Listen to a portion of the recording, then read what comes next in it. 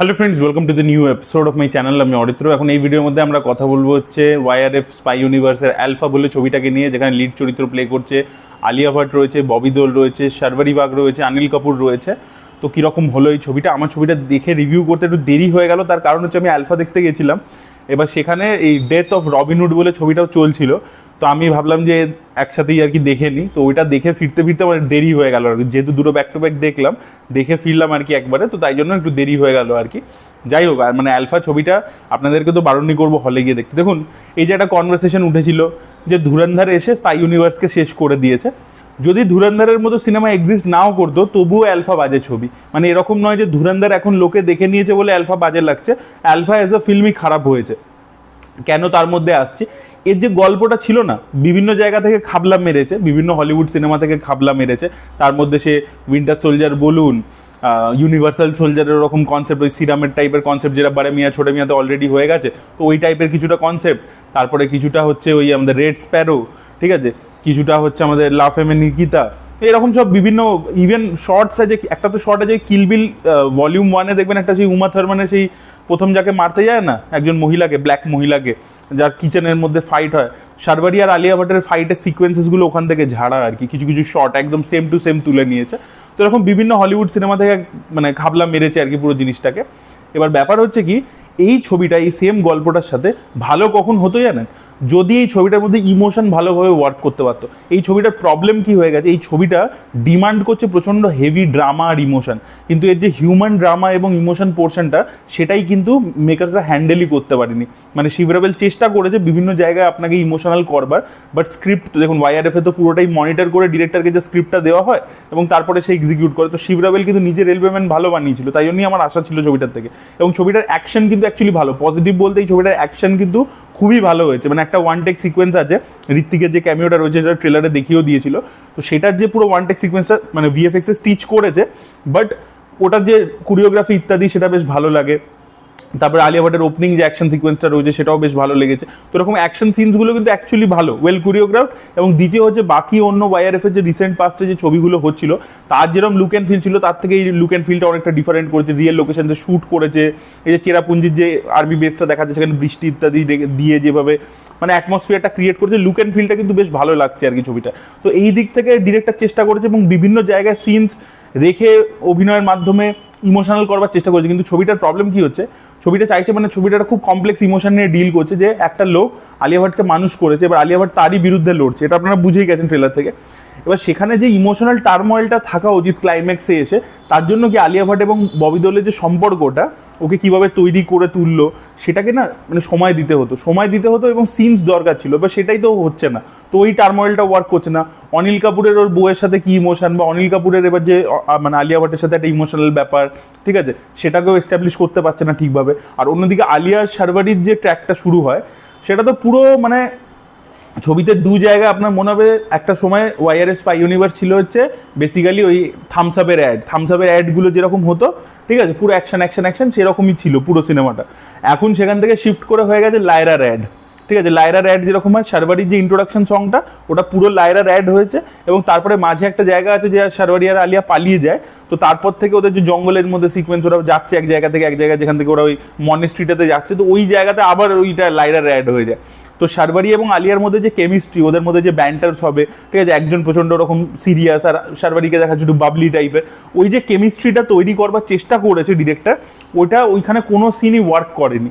আর শার্ভারির অনেক পরে ইন্ট্রোডাকশন হয়, শার্ভারি ক্যারেক্টারটাকে অতটা স্পেসও দেয়নি, মানে আলিয়া ভাটকেই বেশি করে হাইলাইট করে গেছে, তো ওই কেমিস্ট্রিটাও ওয়ার্ক করেনি। তো অ্যাকচুয়ালি ইমোশনাল লেভেলে ছবিটা কানেক্টই করতে পারে না। ছবিতে কোনো ডাইনামিক্স, মানে সেটা ববি দেওলের সাথে আলিয়া ভাটের হোক, অনিল কাপুরের সাথে আলিয়া ভাটের হোক, বা শার্ভারি আলিয়ার হোক, এইগুলো এস্টাবলিশই করতে পারেনি। তো সেইটা যদি ওয়ার্ক করতো, এই ছবিটা কিন্তু এই সেম স্টোরি নিয়ে ওয়ার্ক করতে পারতো আর কি। এটা যে হলিউডের সিনেমাগুলো থেকে টেমপ্লেট নিয়ে, খুব টেমপ্লেট ওরিয়েন্টেড ছবি আর কি। এবং ছবিটার প্রবলেমটা কি হয়ে যায়, যে খুব টেমপ্লেট ওরিয়েন্টেড যেহেতু চলছে, খুব রুটিন ওয়েতে, তাই এখানে যে সারপ্রাইজেসগুলো, টুইস্ট অ্যান্ড টার্নসগুলো আছে, ধরুন আলিয়া ভাট একটা কিছু জানতে পারছে আমাদের দিব্যেন্দুর ক্যারেক্টারের কাছ থেকে, কিন্তু ও মানে ব্যাপারটা ওর কাছে শকিং হচ্ছে না, মানে আমাদের কাছে দর্শক হিসেবে জিনিসটা কোনো ইম্প্যাক্ট দিতে পারছে না, বিকজ আলিয়া ভাট আর ববি দেওলের রিলেশনটা এস্টাবলিশ নেই। তো যাই টুইস্ট অ্যান্ড টার্নস, যাই এদিক ওদিকে যা হচ্ছে, সেটা ঠিক মজা দিচ্ছে না। আর আরেকটা খুব উইক জিনিস হচ্ছে রাইটিংয়ে, যখন কোনো ক্যারেক্টার নিজের ব্যাক স্টোরি সম্পর্কে পুরোটাই নিজে ভার্বালি বলে দেয়, এখানে ববি দেওলকে মানে ওই জিনিসটা আমি জানি না ধুরন্ধর দেখার পরবর্তীতে মানে কিছুটা খাবলা বা ধুরন্ধর থেকেও মেরেছে, মানে সেটা সিনেমার একদম স্টার্টিংয়ে এবং ওই শেষের দিকে গিয়ে আপনি বুঝতে পারবেন। এবং সেইটা যেটা করেছে সেই জায়গাটা আপনার দেখে মনে হবে যে ভাই এই ক্যারেক্টারটা নিজে এসে সব কিছু বলে দিচ্ছে কেন, মানে ওটা জাস্ট দিতে হবে বলে দেওয়া হয়েছে, পরে অ্যাড করেছে, মানে যে রিশুট ইত্যাদির যে কথা ওগুলো পরে অ্যাড করে ওই সিনসগুলোকে লাগিয়েছে। নাহলে ওই ক্যারেক্টারটা ধরুন ওই যদি ট্র্যাকটা আমি অফও করে দিই তাও কিন্তু গল্পটা দাঁড়াতে পারে আর কি, যে একটা লোক একটা মিশন করবার জন্য একটা প্রোগ্রাম চালাবার জন্য এতটাই পাগল ছিল, ইনসেন হয়ে গেছিল যে হি হ্যাজ গন রোগ। এইটুকুই ওদের মনে হয় ইনিশিয়াল থট ছিল, বাট যেহেতু সেটা পাঠান ইত্যাদির সাথে সিমিলার হয়ে যাচ্ছিল এবং মাঝে ধুরন্ধর এসে গেছে, তো ধুরন্ধর থেকেও খাবলা মারবো। তো ওয়াইআরএফ এর এটাই প্রবলেম যে ছবি চলে ওরা সেটা দেখা দেখি নিজের ছবির মধ্যে সেটাকে রিভার্স ইঞ্জিনিয়ারিং করবার চেষ্টা করে। এবং আপনার ববি দেওলের ট্র্যাকটাতে যে একটা ঘটনা রয়েছে সেটা দেখলে আপনি পরিষ্কার বুঝতে পেরে যাবেন, এবং সেটা খুব উইকভাবে আসছে, মানে ক্যারেক্টারটা এসে নিজের ব্যাপারে সব কিছু বলে দিচ্ছে আর কি।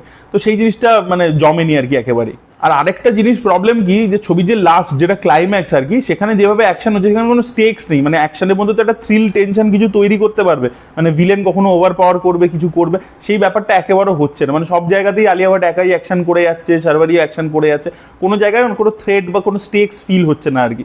তো শেষের দিকে ক্লাইম্যাক্সের অ্যাকশনটা আমার জমছিল না, ওটা যেন চলছে তো চলছে, চলতে তো চলছে। আর যেটা ওই গেম অফ থ্রোনসের থেকে একটা শট নিয়েছে, ওই যেরকম ওই নাইট কিংয়ের উপরে আর কি আরিয়া স্টার্ক ঝাঁপিয়ে পড়ে, ওই যেগুলো হচ্ছিল না মানে ওগুলো খুব প্রেডিক্টেবল, এবং যেভাবে অ্যাকশনটা ওখানে কোরিওগ্রাফি হয়েছে ওখানে কোনো টেনশন তৈরি করতে পারিনি, মানে মুভমেন্ট হচ্ছে, অ্যাকশন হচ্ছে, মারছে ধারছে, ব্যাস ঠিক আছে।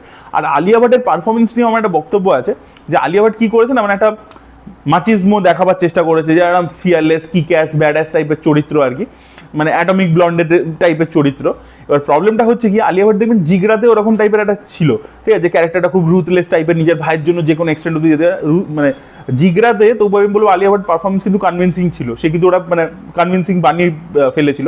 এইটাতে না তার ওই যে অ্যাটিটিউড দেখানো বা সোয়াগার দেখানো যে ব্যাপারটা, স্লো মোশনে হাঁটছে করছে বা ডায়লগ দিচ্ছে, তো সেই ব্যাপারটা না আলিয়া ভাট এইটাতে ঠিক কনভিন্সিংলি ফুটিয়ে তুলতে পারেনি। আলিয়া ভাট অনেক ভালো ছবি করেছে, বাট এই ছবিটাতে তার পারফরমেন্স কিন্তু অতটা ভালো ছিল না, কনভিন্সিং লাগেনি আর কি, ওই ব্যাড অ্যাস অ্যাটিটিউডটা আলিয়া ভাট কনভিন্সিংলি দেখাতে পারেনি আর কি। আচ্ছা বাই দ্য ওয়ে, বিভিন্ন জায়গা থেকে খাবলা মেরেছে, অ্যাটমিক ব্লন্ডে থেকেও একটা শর্ট আর কি নেওয়া আছে আর কি, ঠিক আছে, চার্লাইজ থেরন ওই সেই বরফের এর মধ্যে টাবের মধ্যে শুয়ে থাকতে ওরকম শর্টসও আছে আর কি।